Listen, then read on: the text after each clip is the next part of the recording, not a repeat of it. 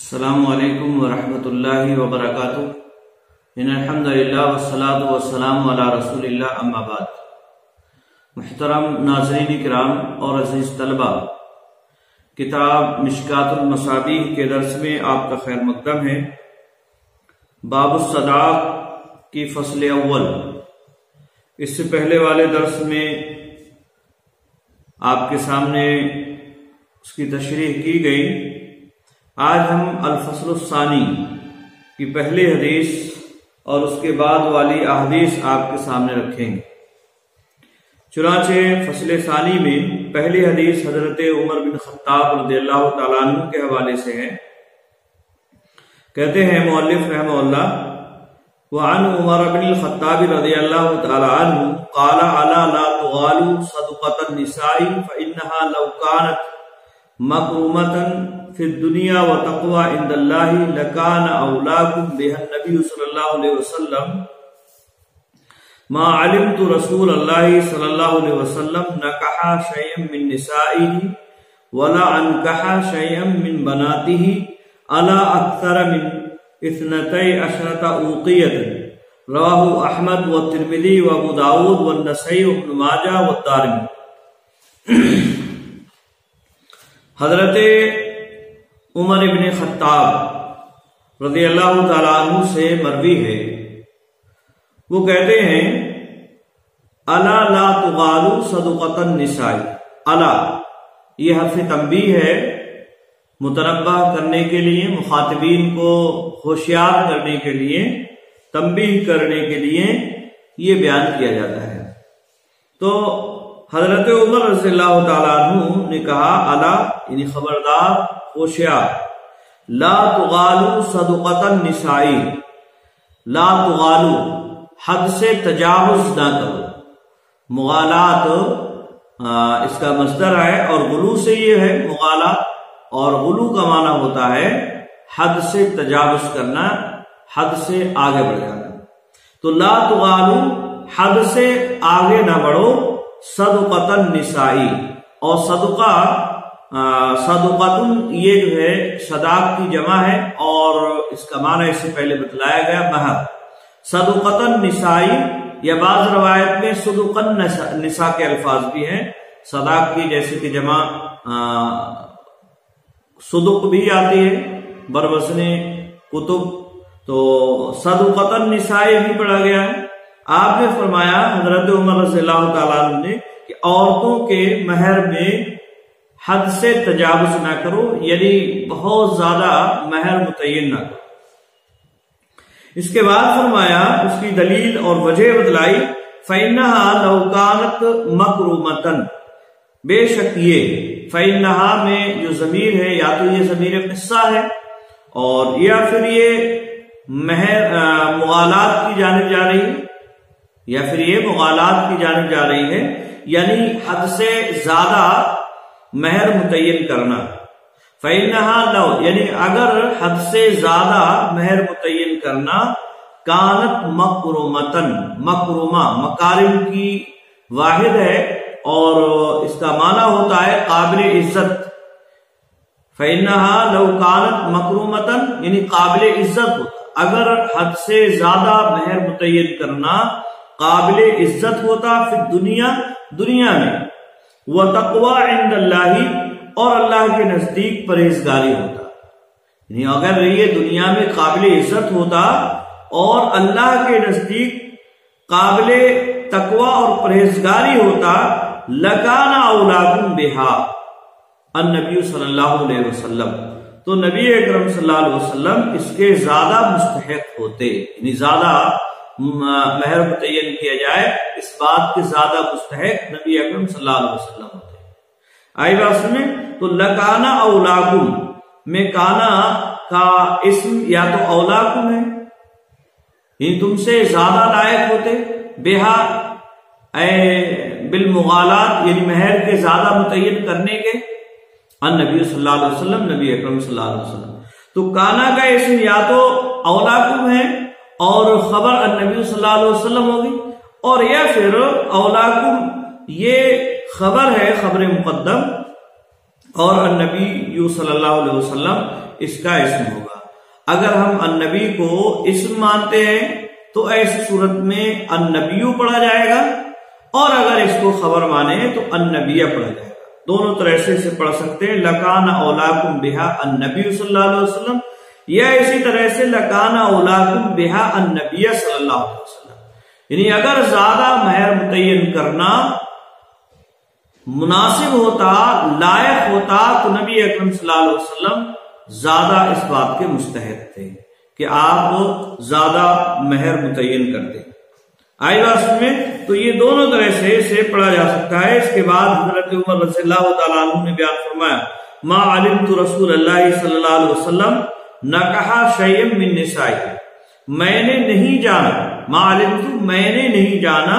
رسول اللہ صلی اللہ علیہ وسلم کو کہ آپ نے اپنی بیویوں میں سے کسی سے نکاح کیا، نکحا شیئا من نسائی، کہ آپ نے نکاح کیا ہو اپنی بیویوں میں سے کسی سے، ولا انکحا شیئا، اور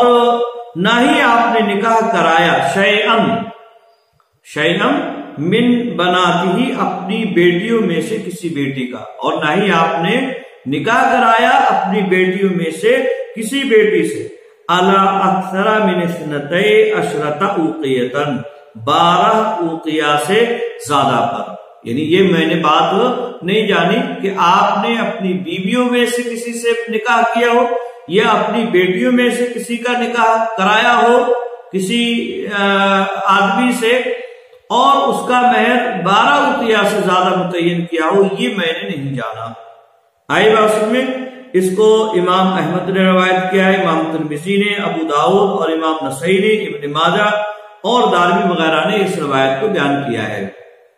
یہ حدیث اس بات کی دلیل ہے کہ حضرت عمر رضی اللہ تعالیٰ عنہ زیادہ مہر متعین کرنے کو اچھا نہیں سمجھتے تھے۔ آئی بات میں اب یہاں یہ حدیث جو ہے قرآن مجید کی ایک آیت جس میں اللہ رب العالمین نے بیان فرمایا، وَآتَيْتُمْ إِحْدَاهُنَّ قِنْطَارًا فَلَا تَأْخُذُوا مِنْهُ شَيْئًا، یہاں اللہ رب العالمین نے قرآن مجید میں بیان فرمایا کہ اگر تم میں سے کوئی بیویوں کو ایک قنطار برابر سونا دے دے، یعنی بہت زیادہ سونا دے دے، فَلَا تَأْخُذُوا مِنْهُ شَيْئًا، تو اس میں سے وہ کچھ بھی نہ لے، واپس نہ لے۔ تو یہاں قنطار کی بات کی گئی، اور قنطار مطلب یہ زیادتی کے لیے بولا گیا، یعنی بہت زیادہ، اور جبکہ حضرت عمر رضی اللہ تعالیٰ عنہ اس کی مخالفت بظاہر نظر آ رہی ہے اس حدیث میں۔ تو یہاں اصل معاملہ یہ ہے قرآن مجید میں جو بیان کیا گیا ہے کہ وَآتَيْتُمْ إِحْدَاهُنَّ قِنْطَارًا فَلَا تَأْخُذُوا مِنْهُ شَيْئًا، جو یہاں قرآن میں بیان کیا گیا ہے یہ اصل میں جواز ہے، یعنی اگر کوئی آدمی مہر میں قنطار کے برابر سونا بھی دے دے تو کوئی حرج کی بات نہیں ہے۔ اور رہی بات حضرت عمر رضی اللہ تعالیٰ عنہ کے قول کی کہ انہوں نے جو ہے غلو سے منع فرمایا، حد سے تجاوز کرنے کی بات جو ہے انہوں نے اس سے رد کیا اور کہا کہ حد سے تجاوز نہ کرو، تو یہ افضلیت والی بات ہے، یعنی افضل اور بہتر یہی ہے کہ مہر میں غلو نہ کیا جائے۔ تو ایسی صورت میں قرآن مجید کی آیت اور حضرت عمر رضی اللہ تعالیٰ عنہ کے اس قول میں تطبیق ہو جاتی ہے، مہر میں زیادتی یہ افضل نہیں ہے، یہ اصل میں حضرت عمر رضی اللہ تعالیٰ عنہ کے کہنے کا مطلب ہے۔ آئی بات میں، اور قرآن میں جو بیان کیا گیا وہ اصل میں جواز کو بیان کیا گیا ہے، جائز ہے۔ کوئی آدمی اگر دولت مند ہے، مال دولت اس کے پاس ہے، تو جتنا چاہے مہر میں دے سکتا ہے، اس میں کوئی حرج کی بات نہیں ہے، یہ جائز ہے اس کے لیے، لیکن بہتر یہی ہے کہ کم سے کم مہر متعین کیا جائے اور شوہر کی آمدنی کے اعتبار سے مہر متعین کیا جائے۔ آئی بات میں، تو یہ ہے اصل میں معاملہ۔ لیکن اس واقعہ جو حضرت عمر رضی اللہ تعالیٰ عنہ نے بیان فرمایا، بعض روایات میں اس واقعے سے متعلق کافی تفصیل موجود ہے بعض دوسری کتابوں میں، سنن میں، جیسا کہ یہاں ابو داؤد، نسائی، ترمذی، ابن ماجہ وغیرہ کا حوالہ ہے، اور امام احمد اور اسی طرح سے دارمی کا بھی اس میں حوالہ ہے۔ تو سنن میں تو یہ واقعہ اسی طرح سے اتنا ہی مذکور ہے، البتہ اور دوسری کتابوں میں اس میں مزید اور اضافہ ہے، اور اس میں یہ بھی بات ہے کہ حضرت عمر رضی اللہ تعالیٰ عنہ نے کہا اگر کسی نے 40 وقیہ سے زیادہ مہر متعین کیا تو وہ جو زائد ہوگا وہ میں اس سے لے کر بیت المال میں جمع کر دوں گا۔ یہ اسی طرح سے اسی واقعے میں ایک عورت کا بھی بیان کیا جاتا ہے، ذکر ہے کہ وہ عورت قریش قبیلے کی کھڑی ہوئی اور حضرت عمر رضی اللہ تعالیٰ عنہ سے اس نے کہا کہ اے امیر المومنین، آپ بھی کہتے ہیں کہ غلو نہ کرو اور اس سے زیادہ اگر کسی نے متعین کیا تو ایسا اور ویسا ہوگا، لیکن اللہ رب العالمین تو قرآن مجید میں یہ بیان فرماتا ہے۔ اور پھر انہوں نے یہی آیت کریمہ پڑھی وَآتَيْتُمْ إِحْدَاهُنَّ قِنْطَارًا فَلَا تَأْخُذُوا مِنْهُ شَيْئًا، یہ آیت کریمہ اس عورت نے پڑھی جو قبیلہ قریش سے تعلق رکھتی تھی۔ آئے بات اس میں تو یہ اصل میں جو واقعہ ہے عورت کا، یا اسی طرح سے حضرت عمر نے جو یہ کہا کہ 40 وقیہ سے زائد اگر کوئی متعین کرے گا تو میں اس سے زائد والا یہ بیت المال میں جمع کر دوں گا، اس تعلق سے جو روایات بیان کی گئی ہیں وہ سند کے اعتبار سے صحیح نہیں ہیں، وہ سند کے اعتبار سے صحیح نہیں ہے، کسی میں انقطاع پایا جا رہا ہے، یعنی سند متصل نہیں ہے، کسی میں اور کوئی کمی ہے، کوئی ضعیف راوی ہے، کوئی کچھ ہے، کوئی کچھ ہے۔ آئے بات میں تو یہ حضرت عمر رضی اللہ تعالیٰ عنہ سے جو زیادتی ہے اس روایت پر وہ ثابت نہیں ہے۔ البتہ جو سنن میں روایت ہے اور ابو احمد اور دارمی وغیرہ میں اس روایت میں جو بات حضرت عمر نے بیان کی ہے وہ اپنی جگہ ثابت ہے اور صحیح روایات سے یہ ثابت ہے۔ البتہ اس کی جو معارضہ آیت سے ہو رہا ہے اس کا جواب اس سے پہلے بتلایا گیا کہ وہ حقیقت میں آیت میں جواز کی بات ہے، اور حضرت عمر رضی اللہ تعالیٰ عنہ نے جو یہاں بیان فرمایا یہ افضلیت کی بات ہے کہ کم سے کم مہر متعین کیا جائے، یہی افضل اور بہتر ہے، اور ظاہر سی بات ہے اس میں کسی کو کوئی کلام نہیں ہوگا کہ افضل اور بہتر یہی ہے کہ کم سے کم مہر متعین کیا جائے، بلکہ آدمی کی حیثیت کے مطابق کہ اگر وہ دولت مند نہیں ہے تو کم سے کم مہر متعین کیا جانا ہی یہ افضل اور بہتر ہے، اور یہی حضرت عمر رضی اللہ تعالیٰ عنہ کے کہنے کا مطلب ہے۔ اب یہاں بات یہ ہے کہ حضرت عمر رضی اللہ تعالیٰ عنہ یہ کہہ رہے ہیں کہ میں نے نہیں دیکھا کہ آپ صلی اللہ علیہ وسلم نے اپنی بیویوں کا یا اپنی بیٹیوں کا مہر متعین کیا ہو 12 وقیہ سے زیادہ، 12 وقیہ سے زیادہ، جبکہ حضرت عائشہ رضی اللہ تعالیٰ عنہ کی جو روایت ابھی اس سے پہلے فصل اول میں گزری اس میں یہ ہے کہ آپ نے فرمایا حضرت عائشہ رضی اللہ تعالیٰ عنہ نے کہ آپ صلی اللہ علیہ وسلم کی بیویوں کا مہر 12 وقیہ اور آدھا وقیہ تھا، نشن کا اضافہ اس میں، تو یہ حضرت عائشہ رضی اللہ تعالیٰ عنہ کی روایت کے خلاف ہے۔ تو اس کا جواب علماء نے یہ دیا ہے کہ یہاں اصل میں مقصد جو کسر ہے، یعنی جو 12 وقیہ سے زائد جو گنتی ہے اس کو حضرت عمر رضی اللہ تعالیٰ عنہ نے چھوڑ دیا ہے، حالانکہ وہ ان کے علم میں بات رہی ہوگی، نہیں وہ ان کے علم میں بات ہے کہ 12.5 وقیہ ہے، لیکن عربوں کی عام طور سے یہ عادت ہے کہ وہ کسر گنتی کو چھوڑ دیتے ہیں، یعنی زائد والی جو ہوتی ہے، یعنی ایک جیسے 12 ہے 13 ہے تو 12.5 یا 12.25 یا پون جو گنتی ہوتی ہے کسر گنتی سے کہا جاتا ہے، تو یہ کسر گنتی عرب والے عام طور سے چھوڑ دیتے ہیں۔ اسی طرح سے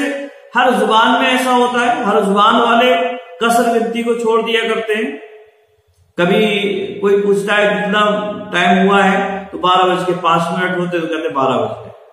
یا 12:15 ہو رہے ہیں تو کہہ دیتے ہیں 12 بجے۔ تو اس طرح کا عام طور سے ہر زبان میں ہوتا ہے، عربوں میں بھی ایسا ہوتا ہے۔ حضرت عمر رضی اللہ تعالیٰ عنہ نے اسی کو یہاں بیان فرمایا، یعنی 12.5 وقیہ نہ کہہ کے صرف 12 وقیہ حضرت عمر رضی اللہ تعالیٰ عنہ نے کہا ہے۔ آئی بات سمجھ؟ حالانکہ ان کے علم میں یہ بات تھی۔ ایک جواب تو یہ بھی علماء نے دیا ہے۔ اور دوسرا جواب اس کا یہ بھی دیا ہے کہ ممکن ہے حضرت عمر رضی اللہ تعالیٰ عنہ کو اس تعلق سے کہ زیادہ متعین کیا گیا ہے، ممکن ہے یہ بات ان کے علم میں نہ رہی، یعنی 12.5 جو نشر کے الفاظ حضرت عائشہ رضی اللہ تعالیٰ عنہ نے بیان فرمائے کہ آدھا اوقیہ مزید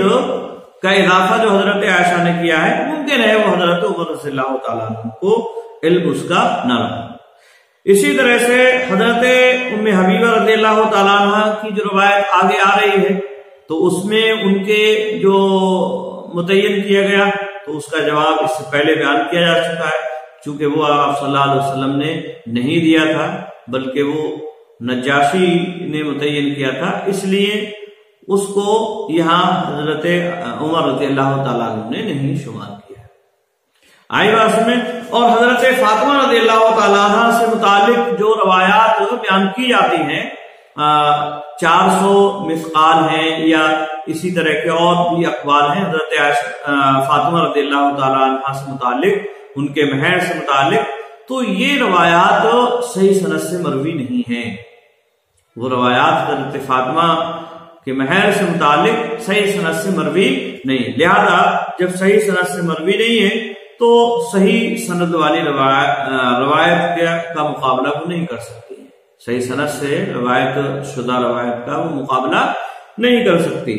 آئی بات میں، تو یہ حدیث اس بات کی دلیل ہے کہ کم سے کم مہر متعین کیا جائے، یہ زیادہ بہتر اور عمدہ ہے۔ آئی بات میں، دوسری حدیث حضرت جابر رضی اللہ تعالیٰ عنہ کی ہے، چنانچہ کہتے ہیں وان جابر رضی اللہ تعالیٰ عنہ ان رسول اللہ صلی اللہ علیہ وسلم قال من آتا فی صداق امراته ملا کفیہ سویقا او تمرا فقد استحل، رواہ ابو داؤد۔ حضرت جابر رضی اللہ تعالیٰ عنہ سے مروی ہے، وہ کہتے ہیں کہ من آتا فی صداق امراته،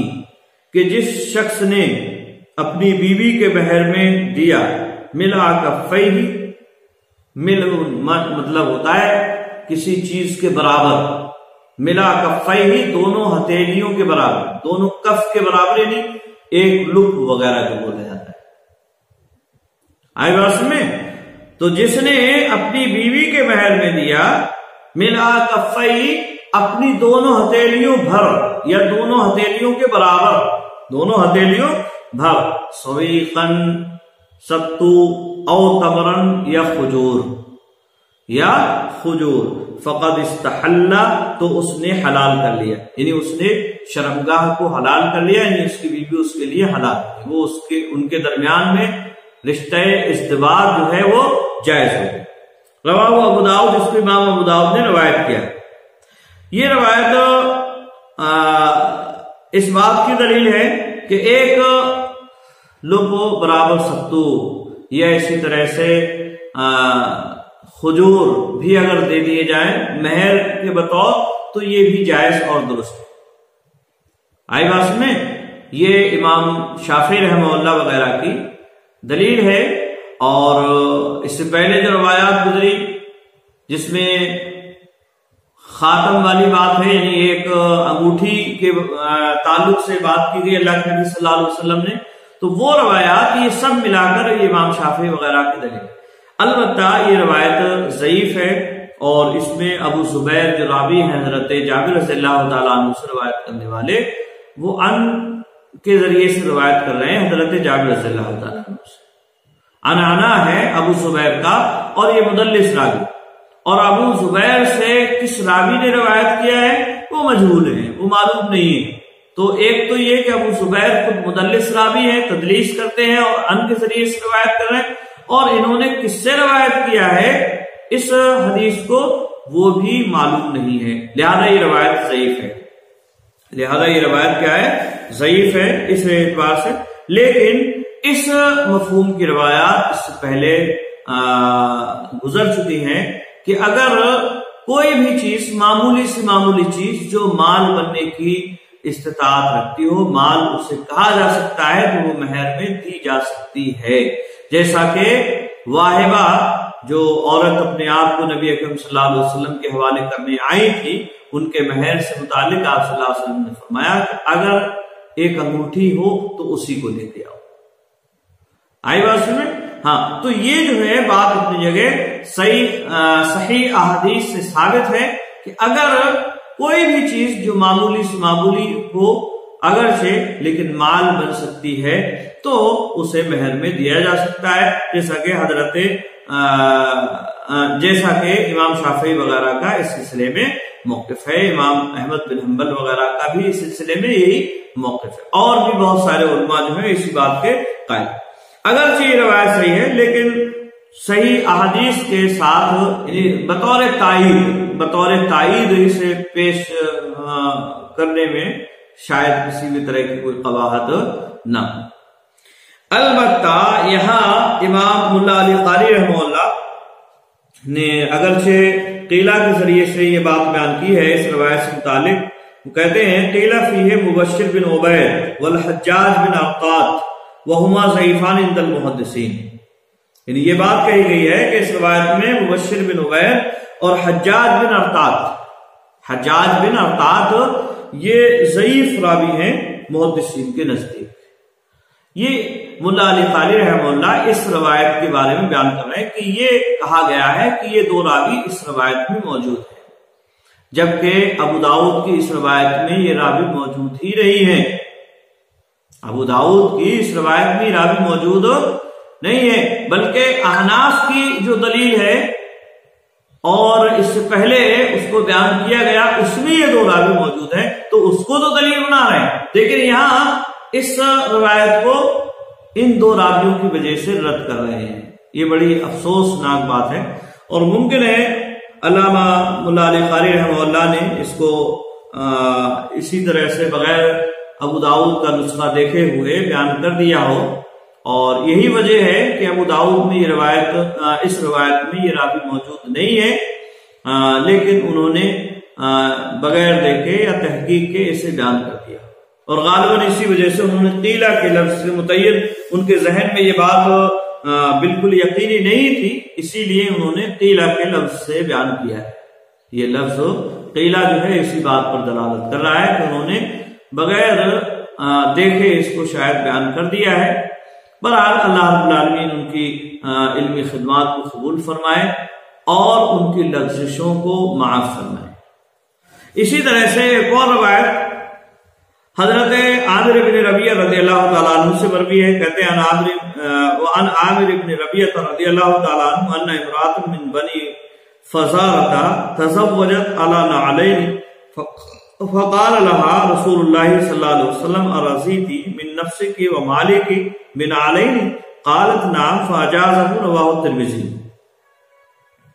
حضرت عامر ابن ربیعہ رضی اللہ تعالیٰ عنہ سے مروی ہے، وہ کہتے ہیں ان امرأۃ من بنی فزارہ کہ بنو فزارہ کی ایک عورت تزوجت علی نعلین، اس نے شادی کی، نکاح کیا، علی نعلین ایک جوڑی جوتوں پر، یعنی ایک جوڑی جوتوں کے عوض میں اس نے نکاح کر لیا کسی آدمی سے. فقال لها رسول اللہ صلی اللہ علیہ وسلم، تو اللہ کے نبی صلی اللہ علیہ وسلم نے اس عورت سے پوچھا ارضیت من نفسک و مالک، کیا تم راضی ہو گئی اپنے آپ اور اپنے مال کے ساتھ بنعلین دو جوتوں پر، یعنی ایک جوڑے جوتے پر تم راضی ہو گئی اپنے مال اور اپنے نفس کے ساتھ. یعنی اس سے بظاہر یہ معلوم ہو رہا ہے کہ اس عورت کے پاس مال بھی، تو اپنے مال جو اس کو وراثت وغیرہ میں ملا ہوا ہے اس کے ساتھ اور اسی طرح سے اپنے نفس کے ساتھ بڑی ایک جوڑی جوتے میں تم راضی ہو گئی. قالت نعم، تو اس عورت نے کہا کہ ہاں اللہ کے نبی صلی اللہ علیہ وسلم. فاجازہ، تو آپ صلی اللہ علیہ وسلم نے اجازت دی، ٹھیک ہے تم نے نکاح کر لیا ہے تو ٹھیک ہے اب تمہارے لیے یہ کافی. رواہ ترمذی، اس کو امام ترمذی نے روایت کیا. تو یہ بھی روایت اس بات کی دلیل ہے کہ کم از کم دو جوڑی جوتے جو مال بن سکتے ہیں اس کے عوض میں بھی نکاح کیا جا سکتا ہے. یہ روایت بھی امام شافعی وغیرہ کی دلیل ہے. امام شافعی وغیرہ کی یہ روایت بھی دلیل ہے، اور امام حنیفہ جو 10 درہم کے قائل ہیں، یا اسی طرح سے امام مالک جو ربع دینار کے قائل ہیں، ان کے یہ روایت خلاف ہے، ان کے یہ روایت جو ہے خلاف ہے۔ اب اس کی تعویل امام حنیفہ رحمہ اللہ یا احناف جو ہے اس کی تعویل یہ کہتے ہیں کہ یہ بطور مہر معجل دیا گیا، بطور مہر معجل کے یہ دیا گیا تھا، اور باقی جو تھا وہ بعد میں ادا کیا، لیکن ایسی کوئی بات روایت میں بظاہر نظر نہیں آ رہی ہے جس سے یہ کہا جائے کہ یہ مہر بطور معجل کے دیا اور باقی جو ہے اور متعین تھا۔ بظاہر ایسی کوئی روایت نہیں ہے جس سے یہ اس بات کی صراحت ملتی ہو کہ یہ جو مہر یا خاتم حدیث کی جو بات کی اللہ کے نبی صلی اللہ علیہ وسلم بطور معجل کے کہی ہو۔ آئی بات سمجھ؟ تو یہ محض ایک تعویل ہے، اور نص کے مقابلے میں تعویل کی کوئی گنجائش نہیں ہے۔ اسی طرح سے ایک اور روایت وعن علقمہ عن ابن مسعود رضی اللہ تعالی عنہ انہ سئل عن رجل تزوج امرأة ولم يفرض لها شيئا ولم يدخل بها حتى مات فقال ابن مسعود رضی اللہ تعالی عنہ لها مثل صداق نسائها ولا وقص ولا شطط وعليه العدة ولها الميراث فقام معقل بن سنان الاشجعي رضی اللہ تعالی عنہ فقال قضى رسول الله صلی اللہ علیہ وسلم في بروا بنت واشق امرأة منا بمثل ما قضيت ففرح بها ابن مسعود رضی اللہ تعالی عنہ رواه الترمذی وابو داؤد والنسائی والدارمی۔ حضرت علقمہ یہ روایت کرتے ہیں ابن مسعود رضی اللہ تعالیٰ عنہ سے، کہتے ہیں انہو سئل عن رجل کہ ان سے سوال کیا گیا، یعنی عبداللہ ابن مسعود رضی اللہ تعالیٰ عنہ سے سوال کیا گیا عن رجل ایک آدمی سے متعلق، تزوج امرأة جس نے کسی عورت سے نکاح کیا، ولم یفرض لها شیئا، فرض یفرض کا مطلب ہوتا ہے متعین کرنا، ولم یفرض لها شیئا اور اس کے لیے کچھ بھی متعین نہیں کیا، یعنی مہر متعین نہیں کیا،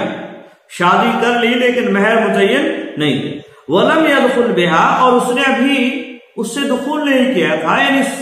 خلوت صحیحہ جسے کہا جاتا ہے وہ ابھی حاصل نہیں کیا، دخول نہیں ہوا اس سے، حتی ماتا یہاں تک کہ وہ مر گیا، یہاں تک کہ وہ مر گیا، اور ابھی اس سے نہ دخول ہوا اور نہ ہی اس نے مہر متعین کیا۔ فقال ابن مسعود رضی اللہ تعالیٰ عنہ، تو ابن مسعود رضی اللہ تعالیٰ عنہ نے فرمایا لہا مثل صداق نسائها، اس عورت کے لیے گھرانے کی جو عورتیں ہیں ان کے مہروں کے مثل اس کو مہر دیا جائے گا، اور اس کے گھرانے کی عورتیں کون ہیں؟ یعنی اس کی بہن ہے یا اس کی والدہ ہے، آئی بات سنیں، پھوپھی ہے، یہ ساری جو گھرانے کی عورتیں ہیں ان کے مثل مہر متعین دیا جائے گا اسے، یعنی اس آدمی کی میراث، اس آدمی کی میراث سے اسے مہر دیا جائے گا، مہر کا جو پیسہ ہوگا وہ اس عورت کو ملے گا، آئی بات سنیں، اسی کے اعتبار سے متعین کیا جائے، کیونکہ اب متعین تو کیا نہیں تھا، تو اب وہ اس عورت کے گھرانے کی جو عورتیں ہیں، یعنی اس کی والدہ یا اس کی بہن یا پھوپھی وغیرہ، تو ان کے مطابق اسے مہر دیا جائے گا۔ ولا وقصہ، واو کے فتح اور کاف کے سکون کے ساتھ، ولا لا وقصہ، اور اس کا معنی ہوگا اے لا نقص، کم نہیں ہوگا اس میں۔ ولا شتاتا، ولا شتاتا، یہ شین تو اور تو، اور ان پر سب پہ فتحہ ہوگا، اور اس کا معنی ہوتا ہے زیادہ، یعنی ولا شتاتا ہے ولا زیادہ، اور نہ ہی اس پر زیادہ، معنی ہوگا ولا وقصہ ولا شتاتا اے لا نقص ولا زیادہ، یعنی اس پر کسی طرح کا کم یا زیادہ نہیں ہوگا، جتنا ہے اتنا ہی متعین کیا جائے گا۔ وعلیہ العدۃ، اور اس عورت پر عدت ہے، یعنی یہ عدت گزارے گی، کیونکہ ان کے درمیان میں شوہر بیوی جو بن چکے ہیں نہیں، اب کسی وجہ سے خلوت صحیحہ نہیں ہو پائی، صحبت وغیرہ نہیں ہو پائی، لیکن شوہر اور بیوی تو ہو چکے ہیں وہ، تو اس لیے اس پر عدت ہے اور مہر اس کو عورت کو دیا جائے. وَلَهَا الْمِيرَاثُ اور اسی طرح سے اس عورت کو میراث میں حصہ ملے گا. چونکہ اس آدمی کی دوسری بیوی ہو اور پہلے بیوی سے بچے ہوں تو ایسی صورت میں اسے 8واں حصہ ملے گا. اور اگر بظاہر یہ پہلے ہی شادی ہو تو ایسی صورت میں اسے 4واں حصہ ملے گا. آئی بات میں؟ تو اس کو میراث میں حصہ ملے گا. اب یہ فرمان حضرت عبداللہ ابن مسعود رضی اللہ تعالیٰ عنہ نے یہ جواب دیا اس سوال کا کہ ایسا ایسا معاملہ ہے اور اب کیا کیا جائے. یعنی مثل مہر مثل قرار دیا کہ اسے مہر مثل ملے گا اور اسی طرح سے یہ عدت گزارے گی متوفی عنہا زوجہا اور اسی طرح سے اس کو میراث میں بھی حصہ ملے گا کہ یہ بیوی ہے اس کی. اب ظاہر سی بات ہے بیوی اور شوہر کے جو حقوق ہیں وہ ان کے درمیان میں لاگو ہوں گے. فقام معقل ابن سنان الاشجعی رضی اللہ تعالیٰ کہتے ہیں کھڑے ہوئے حضرت معقل ابن سنان رضی اللہ تعالیٰ فقال اور انہوں نے کہا قضا رسول اللہ صلی اللہ علیہ وسلم فی بروا بنت واشق امرات منا کہ رسول اللہ صلی اللہ علیہ وسلم نے فیصلہ کیا فی بروا واو کے کسرہ یا فتح دونوں طرح سے پڑھا گیا ہے اور را کے سکون کے ساتھ. بروا یا بروا عین واو پھر فتح کے ساتھ ہوگا. بروا یا بروا بنت واشق جو ہم میں سے ایک عورت تھی بے مثل ما قضیتا اسی طرح سے فیصلہ کیا نبی صلی اللہ علیہ وسلم نے جو آپ نے فیصلہ کیا. یعنی انہوں نے تائید کی کہ جو فیصلہ آپ نے کیا ہے اسی فیصلے کی طرح سے نبی اکرم صلی اللہ علیہ وسلم نے ہمارے قبیلے کی ایک عورت بروا بنت واشق رضی اللہ تعالی عنہ کے تعلق سے فیصلہ دیا نبی اکرم صلی اللہ علیہ وسلم. کہتے ہیں ففرحا بہا ابن مسعود رضی اللہ تعالی تو ابن مسعود رضی اللہ تعالیٰ عنہ اس سے بہت خوش ہوئے. ظاہر سی بات ہے خوشی کی بات ہے کہ یہ جو فیصلہ انہوں نے اپنے اجتہاد سے دیا تھا نبی اکرم صلی اللہ علیہ وسلم کی حدیث اس کی فوراً تائید میں آ گئی اور نبی اکرم صلی اللہ علیہ وسلم کے فیصلے کے مطابق یہ فیصلہ ہوا تو حضرت عبداللہ ابن مسعود کا خوش ہونا ایک دم لازمی بات ہے. تو یہ حدیث اس بات کی دلیل ہے کہ اگر مہر متعین نہیں کیا گیا ہے اور اسی درمیان میں خلوت بھی نہیں ہو پائی ہے اور شوہر کا انتقال ہو جائے تو بیوی کو مہر مثل دیا جائے گا. یعنی اس کے گھرانے کی جو عورتیں ہیں ان کا جو مہر ہوگا اسی کے مثل مہر دیا جائے گا. اور اسی طرح سے اس میں یہ بات بھی معلوم ہو رہی ہے کہ عورت عدت بھی گزارے گی اور ساتھ ہی ساتھ ایسی صورت میں اسے میراث بھی ملے گی. آئی بات میں؟ تو یہ حدیث اس بات کی دلیل ہے. اس کے امام ترمذی نے روایت کیا ہے, ابو داؤد نے روایت کیا ہے, امام نسائی نے روایت کیا اور دارمی نے بھی اس کو روایت کیا. تو یہ چند احادیث اس تعلق سے بیان کی گئی. اسی طرح سے فصل ثالث ہے. فصل ثالث میں پہلی حدیث ان ام حبیبۃ انہا کانت تحت عبداللہ بن جحش رضی اللہ تعالی عنہا فمات بأرض الحبشة فزوجها النجاشی النبی صلی اللہ علیہ وسلم وأمهرها عنه 4,000 وفي رواية 4,000 درهم وبعث بها إلى رسول الله صلی اللہ علیہ وسلم مع شرحبیل ابن حسنہ رواه ابو داود والنسائی. حضرت ام حبیبہ رضی اللہ تعالی عنہ سے مروی ہے, وہ کہتی ہیں کہ وہ عبداللہ بن جحش کی زوجیت میں تھی. یعنی حضرت ام حبیبہ یا عبداللہ بن جحش کی زوجیت میں تھی اور انہوں نے حبشہ کی جانب ہجرت کی, لیکن ان کے شوہر جو عبداللہ بن جحش تھے یہ نصرانی ہو گئے وہاں جا کے اور نصرانیت انہوں نے قبول کر لی اور وہی جا کے مر گئے, انتقال بھی ہو گیا. تو اسی کہتے ہیں کہ فمات بأرض الحبشہ, وہ ارض حبشہ میں یعنی حبشہ میں جا کے مر گئے. فزوجها النجاشی, تو نکاح کرایا نجاشی نے النبی صلی اللہ علیہ وسلم, نبی اکرم صلی اللہ علیہ وسلم سے ان کا, یعنی حضرت ام حبیبہ بنت ابی سفیان, تو ان کا نکاح نجاشی نے حضرت نبی اکرم صلی اللہ علیہ وسلم سے کرا دیا. آئی بات میں. اور یہ اصل میں نکاح کرانے کی جو بات کہی نجاشی کی جانب، اصل میں یہ اس وجہ سے کہ یہ مہر نجاشی نے ادا کیا، ورنہ حضرت ام حبیبہ رضی اللہ تعالی عنہ کے خاندانی وہاں موجود تھے، انہوں نے نکاح کرایا تھا. اب چونکہ حضرت نجاشی نے ان کو مہر متعین کیا اپنی جانب سے، اس لیے نسبت ان کی طرف کر دی گئی. اور یہ مہر کتنا کہتے ہیں وَأَمْهَرَهَا عَنْهُ، اور انہوں نے مہر دیا نبی اکرم صلی اللہ علیہ وسلم کی جانب سے انہیں 4,000 4,000 کا مہر دیا گیا. وفی روایت، اور ایک دوسری روایت میں 4,000 درہم، یعنی 4,000 درہم 4,000 درہم دیے تھے. وبعث بها الى رسول اللہ صلی اللہ علیہ وسلم مع شرحبیل ابن حسنہ، اور بھیجا انہیں یعنی حضرت ام حبیبہ رضی اللہ تعالی عنہ کو نبی اکرم صلی اللہ علیہ وسلم کی طرف مع شرحبیل ابن حسنہ، حضرت شرحبیل ابن حسنہ رضی اللہ تعالی عنہ کے ساتھ.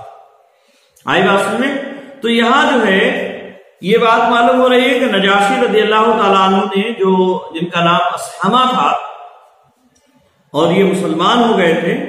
غالباً یا تو وہی ہوں گے یا ان کے بعد کے ان کے لڑکے ہوں گے جو مسلمان ہوئے. تو انہوں نے جو ہے نبی اکرم صلی اللہ علیہ وسلم کا مہر اپنی جانب سے متعین کیا تھا، اور جو 4,000 تھا، جو کہ 4,000 متعین کیا گیا تھا. آئی بات میں. اور یہ 4,000 متعین کیا گیا تھا، اس کے تعلق سے اس سے پہلے بتلایا جا چکا ہے. حضرت عمر یا حضرت عائشہ رضی اللہ تعالیٰ عنہ کی روایات اس کے خلاف نہیں ہیں، کیونکہ یہاں نجاشی نے اصل میں متعین کیا تھا. یہ مہر انہوں نے اپنی طرف سے دیا تھا نبی اکرم صلی اللہ علیہ وسلم کے اکرام میں. تو روایات یہ خلاف نہیں ہیں. آئی بات میں. اور پھر وہ روایات اکثریت معمول ہیں، یہ ایک دو قصہ الگ بات ہے اس کی. تو یہاں یہ حضرت ام حبیبہ رضی اللہ تعالی عنہ کے مہر کی یہاں جو بات ہے اس کو بیان کرنے کے لیے مؤلف رحمہ اللہ نے یہاں یہ حدیث بیان فرمائی. کہتے ہیں اس کو امام ابو داؤد اور امام نسائی نے روایت کیا. اسی طرح سے ایک اور حدیث ہے وعن انس رضی اللہ تعالی عنہ قال تزوج ابو طلحہ ام سلیم فکان صداق ما بینہما الاسلام اسلمت ام سلیم قبل ابی طلحہ فخطبها فقالت انی قد اسلمت فإن اسلمت نکحتک فاسلم فکان صداق ما بینہما رواه النسائی. حضرت انس رضی اللہ تعالیٰ عنہ سے مروی ہے، وہ کہتے ہیں تزوج ابو طلحہ رضی اللہ تعالیٰ عنہ نے نکاح کیا ام سلیم رضی اللہ تعالیٰ عنہ سے. فکان صداق ما بینہما الاسلام، تو جو ان کے درمیان میں مہر تھا وہ اسلام تھا. آئی بات میں. یعنی اسلام ان کے درمیان میں مہر تھا، اسلام ہی کے وجہ سے ان کے درمیان میں نکاح. کہتے ہیں اسلمت ام سلیم، حضرت ام سلیم رضی اللہ تعالیٰ جو حضرت انس کی والدہ تھی، انس بن مالک بن نضر. تو یہ جو ہے ام سلیم ان کی زوجیت میں تھی. اب ان کے والد کے انتقال کے بعد یہ تنہا تھی، تو حضرت ابو طلحہ رضی اللہ تعالیٰ عنہ نے نکاح کا پیغام دیا، لیکن یہ اس سے پہلے مسلمان ہو چکی تھی. چنانچہ کہتے ہیں اسلمت ام سلیم رضی اللہ تعالیٰ عنہ مسلمان ہو چکی تھی قبل ابی طلحہ، ابو طلحہ رضی اللہ تعالیٰ عنہ سے. فخطبها، تو ابو طلحہ رضی اللہ تعالیٰ عنہ نے نکاح کا پیغام دیا انہیں. فقالت، تو ام سلیم نے کہا انی قد اسلمت، بے شک میں اسلام قبول کر چکی ہوں. انی قد اسلمت، میں اسلام قبول کر چکی ہوں. فَإِنْ أَسْلَمْتَ، اگر تو اسلام قبول کر لے نکحتک، تو میں تجھ سے نکاح کر لوں. فَأَسْلَمَ، تو انہوں نے اسلام قبول کر لیا. فَكَانَ صَدَاقُ مَا بَيْنَهُمْ، تو یہی اسلام ان کے درمیان میں صداق تھا، یعنی مہر تھا. آئی بات میں. تو یہ اسلام ہی کو مہر یہاں متعین کیا گیا. ظاہر سی بات ہے نبی اکرم صلی اللہ علیہ وسلم کے سامنے یہ بات آئی ہوگی، آپ صلی اللہ علیہ وسلم کے سامنے یہ بات رکھی گئی ہوگی، اور پھر آپ نے اس پر کسی بھی طرح کی کوئی نکیر نہیں کی. تو اس سے بات بھی معلوم ہو رہی ہے کہ اسلام بھی مہر بن سکتا ہے. یہ حدیث اس بات کی دلیل ہے. رواہ النسائی، اس کو امام نسائی نے روایت کیا. اور ظاہر سی بات ہے یہ روایت پھر ابو حنیفہ رحمہ اللہ یا اسی طرح سے امام مالک رحمہ اللہ، یہ ان کے خلاف ہے، کیونکہ وہ کہتے ہیں کہ 10 درہم سے یا اسی طرح سے ربع دینار سے کم مہر متعین نہیں کیا جا سکتا ہے. تو یہ اسلام بھی مہر بن سکتا ہے، یہ حدیث اس بات کی دلیل ہے. کہتے ہیں رواہ النسائی، اس کو امام نسائی نے روایت. تو یہ فصل ثانی اور فصل ثالث اس باب کی ختم ہوئی. آگے باب الولیمہ آ رہا ہے انشاءاللہ العزیز. آج کے لیے بس نہیں. السلام علیکم ورحمۃ اللہ وبرکاتہ.